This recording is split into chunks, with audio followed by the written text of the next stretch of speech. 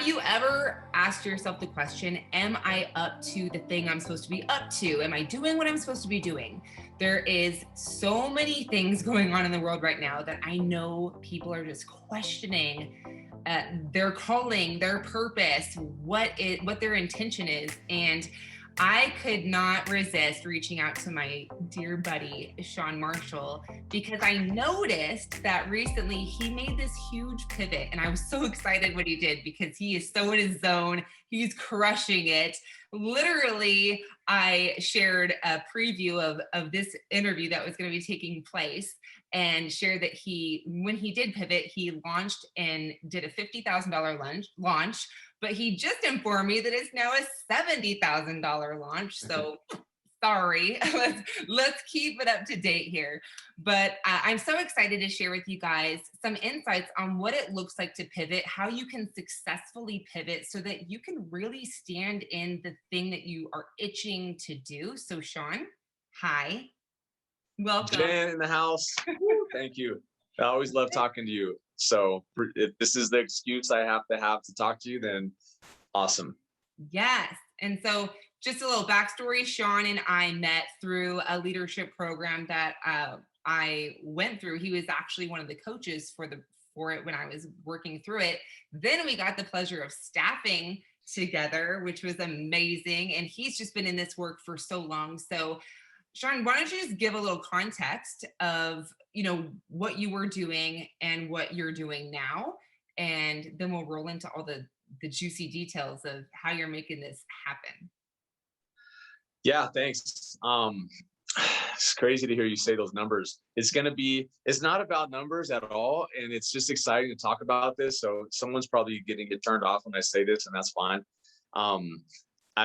That 70,000 I don't know when this is going to air, but in a month from now, it's going to be 110,000. It just is. And that's just the clarity that I have on it. Yeah. And it's just crazy to say that because that'll be 10 weeks beyond anything that I've done or even come close to. So the backstory on it is, I felt like I've been on purpose for a long time. I had a pretty crazy background. I was in the military from 99 to 03, went through the war when we started the Iraqi war. And then after the military, I went down a dark path for a while, just doing dumb shit, excuse my language, doing dumb things, not being a good human, not making money in a great way. And I had a big awakening in 2007 when I took the leadership program that you were just talking about a second ago. And that really showed me the a-hole that I was being, in life, and it showed me like, wow, I have a dream. My dream at the time was to be in the fitness industry. And then that's what I did. I went and got into the fitness industry and ultimately started a fitness company. And then started a nutrition company also. And then it blended them. They looked like one, but it was two companies. And I loved it. I was on purpose with it. I was fired up about it. And there came a point where I realized that this is awesome. I had time freedom and I had money freedom. And also I realized that I started to feel a void. Just felt like there was something missing. We can do a whole nother conversation around there because I thought I made it. And that mindset made me plummet slowly for a few years. And during those few years, I just started to have an intuitive voice that was saying, dude, there's something else for you. There's a bigger game, and not that health isn't a big game, because you do need your health. It's really important, but there's a bigger game for me to play. And it took me from 2017 till last year to access the courage to go and do what I really feel called to do. And so, during the election cycle last year, I started looking at the world and watching people fight with each other, and my president this and your president that. And at first, Jen, I got angry about it. To be honest, I was like, this is BS. I don't like blah, blah, blah. And then I thought okay, if that's what I don't want, what do I want? And then that's when the vision started to come clear. As like, I want to see a world where we're connected, where people are connected and in their personal leadership. And then I started thinking like, well, what can I do to create that? And then that's when I realized I've always, even before fitness, had a knowing inside of me that we all have a purpose. I believe that. I believe we have a gift, a purpose, something that we can do, to like bring people together or move the world forward in some way. And that's when I made the decision to go all in on coaching people to finding their purpose. And so I did that.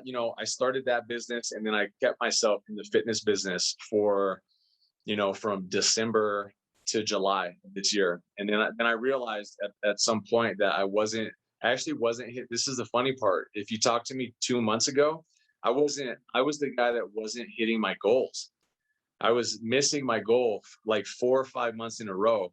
And then I had to get honest with myself again and say, like, what's happening? How am I missing my goals? How am I a leadership coach and I'm missing my own goals? I coach people on this stuff. And then that's when I realized I'm not being honest, because I'm still in fitness. And the reason I'm still in fitness is because I'm comfortable, because I had recurring revenue coming in and clients that have been with me for years and years. And I was in a comfort zone. And that comfort zone, although I was only working like 3 hours a week, that little piece was stopping me from going all in with coaching. It was like a back door, as we say. And so when I realized that, I just said, I'm out. So I did a Zoom call with my clients and said, you got 1 week with me, and then we're done. And Wow. So that was July 31st when we wrapped it up. And so then I went all in, and I came up to the middle of August, and I was having a call with my coach, Judith, and I was crushing one piece of my goal, which was building an audience. And then the tangible part of the goal, which was a certain number of clients and a certain dollar amount, I was way off track. And that's when I had to have a heart to heart with myself and just ask myself, like, am I going to be this guy forever that declares a result and doesn't deliver? Like, it is like heart wrenching for me to think that. And I was like, that's not who I want to be. So mid-August, I just made the decision to be my word and like hit the goal that I set for myself, because I know I could do it. And I did it. That was mid-August, and here we are mid-September. I'm sorry, I don't know when this is going to air, but in that time frame, my messaging has been, so this is where it's not about the money. The money is awesome. And also my messaging has been so clear for me, like internally. I know exactly what I'm creating out there for people. I know exactly what my vision is for the world, literally. And because I've been speaking that and blowing life into it to my audience, they resonate with it. They hear it, it lands. And so like, I've been able to max out my one-on-one coaching. I have a wait list now. Like, crazy to say that. I was like a fantasy to be able to say that, and I have that. And then I'm launching a group program now so I can reach more people that way. And yeah, like really a month. I mean, really you can say back to January, but in the last month I brought in $70,000 in new business. And then that'll be 110 in the next month when I fill up the group program. So I know that's a long-winded, but that's, the story. To know the timeline and to see what took place, and to know that, that's a big piece, you saying that you just weren't on your edge. I talk about that, and knowing when you're not on your edge. And it's uncomfortable. To be honest, I've always been uncomfortable, or I wouldn't even say uncomfortable. I would say I've been disconnected from setting goals, especially monetary goals. And there's different people that I study and follow, and there's these different perspectives on that. Some people are like, set an intention, don't set a goal. Set, when you do that, you block what actually wants to come through. And so how has that been for you, going from like that space of not hitting your goals, were you like freaked out to actually set them and declare hitting them? And like, how did you get past that, whatever was Yeah. blocking you? Yeah, that's a good question. There was definitely a piece of me because the goal, I had already set the goal back in March. Like March was when I officially launched the new business because it took a few months to build an audience. Launched in March, and then I mapped out a quarter plan. So I was really clear by the end of Q2 what the goal was, and then I missed it. I didn't even come close to the goal. So then I was like, okay, if I don't hit the goal, then we move it to next month, and I hit the goal. So then the next month, then hit it next month. It's like 6 months of like not hitting the goal. And there was definitely a side of me that this like dialogue inside my head that was like, you're a fraud, you're a liar, you're setting these goals, you're never going to do it. I had all that chatter going on in my head. And there was even a side of me that believed it. And then it was having a conversation with Judith last month. And I'm working on a few other things. I'm working on a couple of real estate things, and I'm not in real estate at all. Mm-hmm. But I do have property, and I'm building a small resort in Costa Rica. And then I'm buying the place that we're in Denver. That's part of this journey. Is I sold everything and left San Diego last year, and now I'm in Denver. So I'm just sort of landed with me that I'm buying the place that I'm in right now. And I want to build something in, of all places, if you've never been there, you're going to laugh when I say this, the Black Hills area of South Dakota. I just have fallen in love with that place since I've been here. It's pretty close. So, and I was sharing all this with my coach, and she was like, Shawn, are you a promoter? And and for context, like yeah. a promoter will like, start 17 things and not finish anything. And I'm like the opposite of a promoter. But when she said that, like the message that I heard was, you're full of crap, and that's not what she said, but that's what I heard. And so when I hung that phone call up, I was like, that was on my heart. I was like, that's when I was like, I don't want to be full of crap, Yeah. And then I had to work myself through, like, I don't want to be isn't a commitment. So I had to work myself into a commitment and really get honest about how I have been showing up to my own goal, my own life. So that's when I went back, and still like back to your original, I kept the same goal. It was a money goal and a certain number of clients goal. And I stuck with that until I hit it. And I hit it in like 2 weeks. So your being changed, which I talked about, like you gotta like get in that space, because doing without having the level 10 energy behind it, it falls flat every time. So you got your being in place. Did your actions change? Did you actually take a different approach to being able to hit the actual goal? Yeah, I did. The being definitely changed. The being was the driver. That was the domino sort of like that set it all off. Who am I being? And in that though, the action, I was like, I realized that all my action was geared toward building my audience. And I was being like so spot on with that part of it.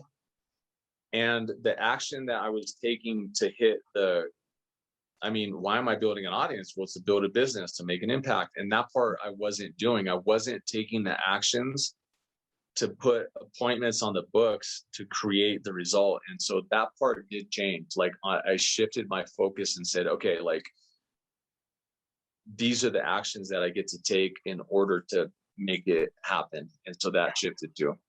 And that part was easy. That was like the, easy part.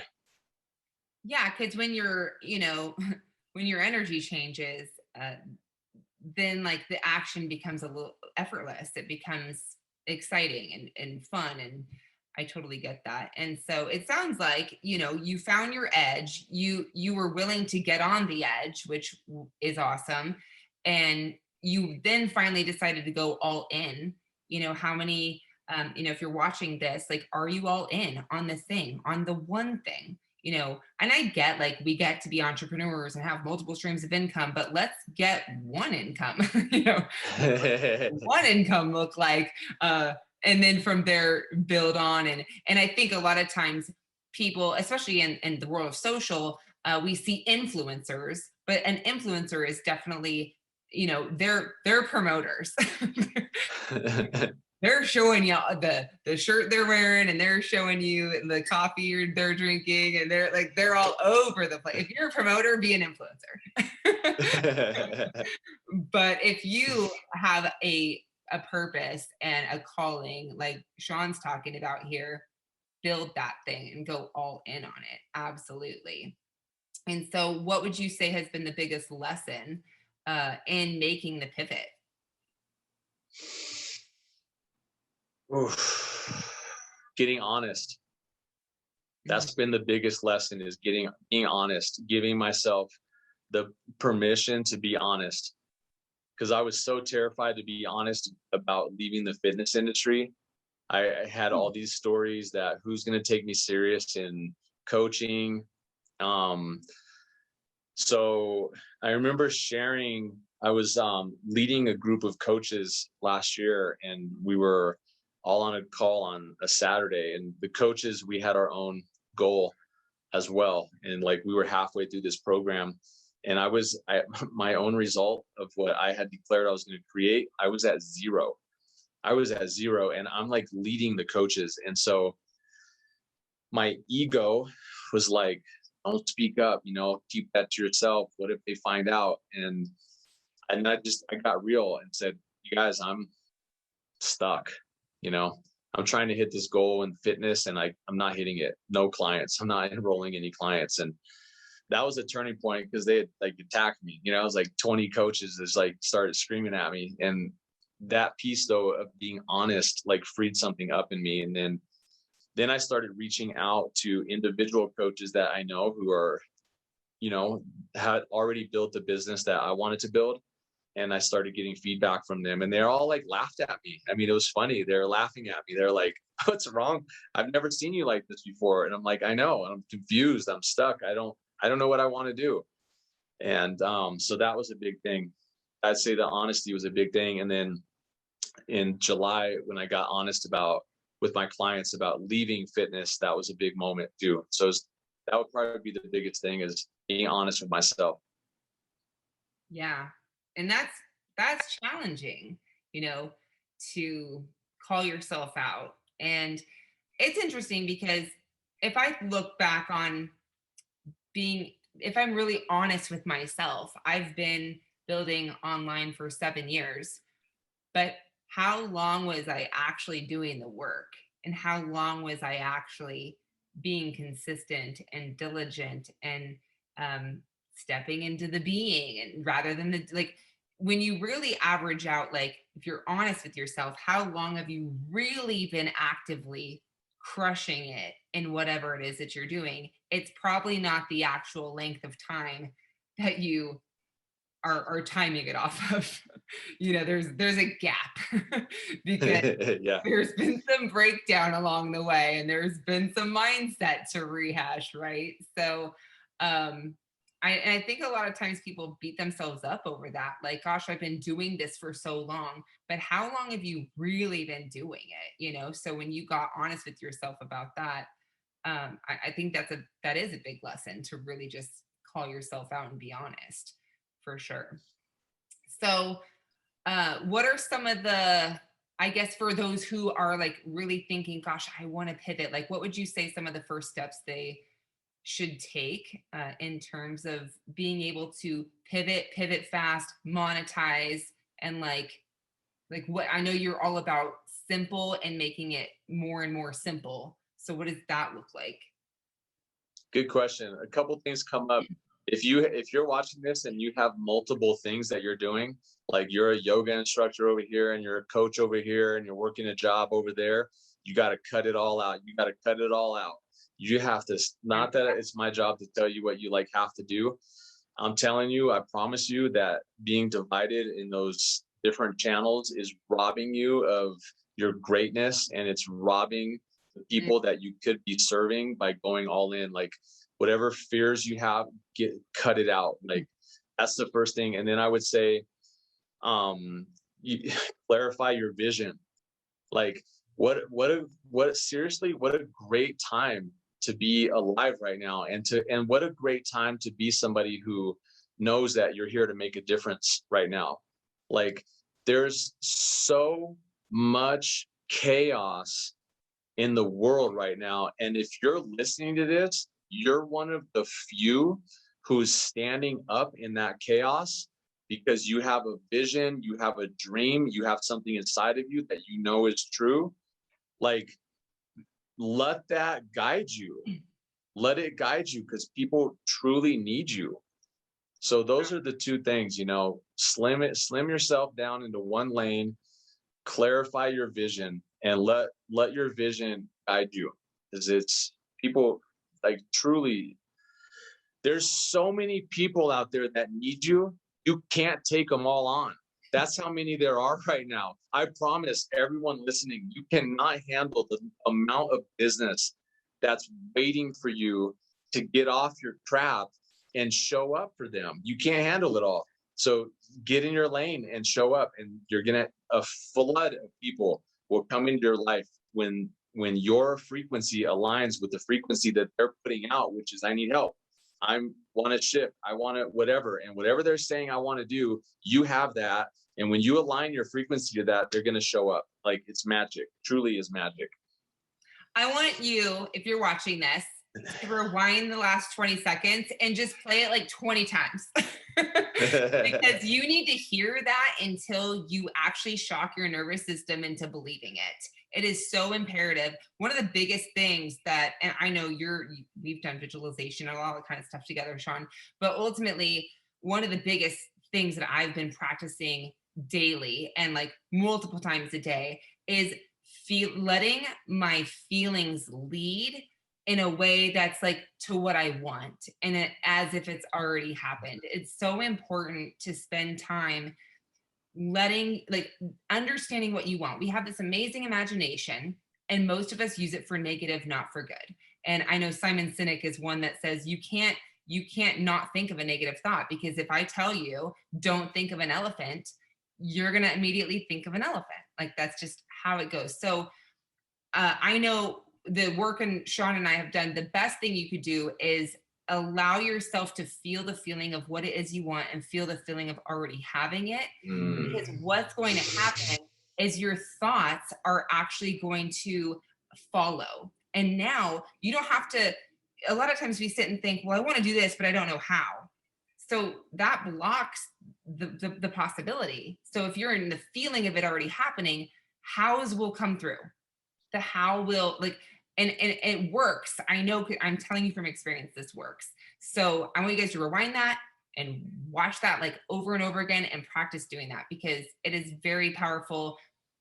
I see it, and I know you see it, Shawn. Everybody's in the do. Everybody's, taking on the tasks, but the energy, like where your frequency is, we're all human balls of energy. Where you're landing right now, that matters. And Shawn has shown us that today, that the pivot really happened when he changed the ball of energy he was being. Yeah. I want to just add on, let me just like piggyback on that, what you said. Because when I came back from Costa Rica in July, I started doing these underwater meditations, and I've never been more consistent with meditation until I figured this out. And I meditate every morning underwater for like 20, 30 minutes, and sometimes at night as well. The more chaotic it gets, sometimes I'm doing like 2 meditations a day. And that's what you just said about feeling the feelings of being there already. That's one of the main meditations that I do, that every single day. It's like I go from chaos in my mind, scatteredness, and then I get underwater and then start, get my breathing down, and then, play the day out, connect all that. What am I doing today that's pointing to the vision? If it's clients I'm coaching, then what am I doing to move them forward? And then I get into the feeling of it already being done. And like that feeling is, then you're calling that feeling in, and then you're already in that feeling. And then it's like, it's done. We did it. Call in the feeling. If you've lost that love and feeling, call in the feeling. Right. Awesome. Well, I love you, Shawn. You are so amazing. I'm so excited for everything that you're up to. Tell everybody where they can find you and stalk you. Cool. Probably, Stalk. yeah, probably the best thing to do is just go to where this is. You're gonna post this. Go to my Facebook page. If you can find me on Facebook, I'm old school. I'm still on Facebook, or you can go to my Instagram. Either one. I don't have a big following on either one of them. But what I do have there is in the links section. I've always got whatever I'm working on right now. Like, probably be too late by the time this airs. But I have a workshop that I'm doing tomorrow. So that link is up there right now. When that passes by, I'll swap it out and put whatever I'm up to there. So that's probably the best way to find me and just tap into my world. I love it. You're amazing. And thank you guys so much for tuning in.